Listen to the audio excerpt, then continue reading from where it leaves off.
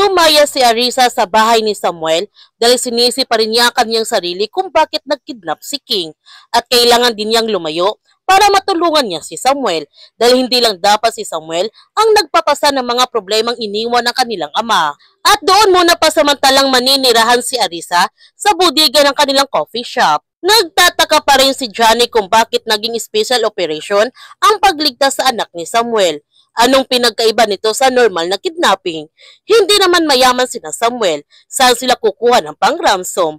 Hindi kaya konektado pa rin ito doon sa kaso ng ama ni Samuel? Ano ang tinatago ng pamilyang Trinidad? Mga ilang sandali, dumating ang mga reporter para interviewin si Johnny sa pagligtas niya kay King. Nagpapasalamat naman si Samuel kay Agnes nung iniligtas niya si King. Utang niya sa kanya ang buhay ng kanyang anak. Sinabihan ni Agnes si Samuel na maniwala ito sa kanya. Naintindihan niya ang kanyang sitwasyon. Lahat naman ng magulang ang gusto maging ligtas yung anak nila. Alam niya, nung nahanap niya si King, yung nasa isip niya talaga, maging okay si King at ibalik agad sa kanya. Dahil kay King, naalala niya kung bakit niya tinanggap na tumulong kay Colonel na kahit alam niya na mahirap yung misyon niya. Mapanganib para sa mga batang tulad ni King. Kung bakit niya ginagawa iyon? Dahil gusto niyang magawa yung bagay na hindi niya nagawa para sa sarili niyang anak. Pinuntahan ni Jacob ang opisina ni Samuel at tinanong niya kung kilala ba niya ang taong dumukot sa kanyang anak. Ang sagot ni Samuel, hindi sila tao.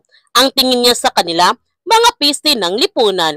Mga piste na walang dinudulot na mabuti na dapat nililipon. Ang sabi ni Jacob, ang tapang niyang magsalita.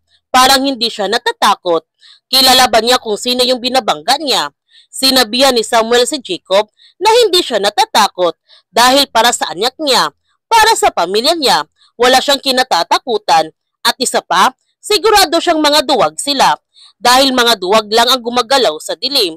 Walang maipakitang mukha, walang panindigan, pailalim kung tumira. Samantala, naawa naman yung tricycle driver sa sitwasyon nila Samuel ngayon at sumusubra na ang iba dahil dinamay pa ang bata na wala naman itong kasalanan. At nagigilty nga siya kasi isa siya doon sa mga galit na sumusugod noon sa bahay ni Samuel. Nung nakita niya na na-expose ang bagong tinitirhan nila Samuel, agad niyang pinuntahan si Lolita para balaan ito dahil sigurado siya na susugod ang mga tao doon. Naiinis naman si Jacob sa mga sinasabi kanina sa kanya ni Samuel at sinabihan pa niya ang kanyang kuya na payagan na siya nito na torturin yung kapatid ni Samuel. Ang sabi ni Roldan, kapag ginawa niya ito, mas lalong hindi na nila makikita yung pera.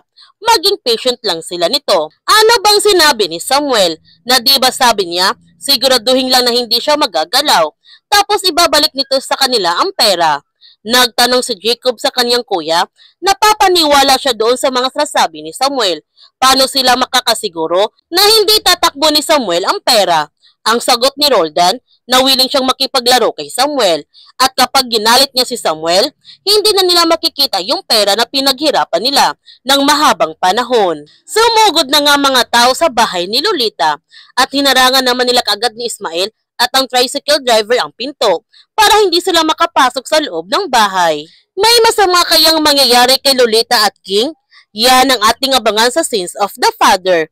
Kung bago ka pa channel ko, don't forget to like, subscribe, and click notification bell para palagi kang updated sa mga videos na upload ko. Thank you for watching and God bless to everyone!